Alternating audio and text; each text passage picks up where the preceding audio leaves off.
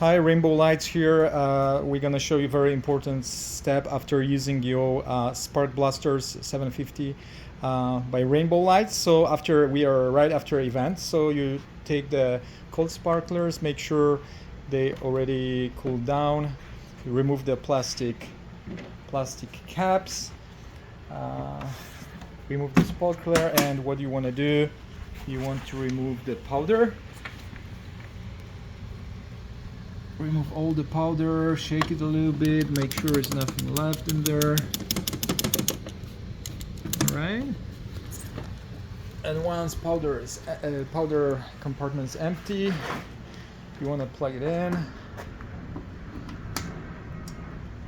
And you want to run the cleaning program, which is CLE on your remote. Alright, press it.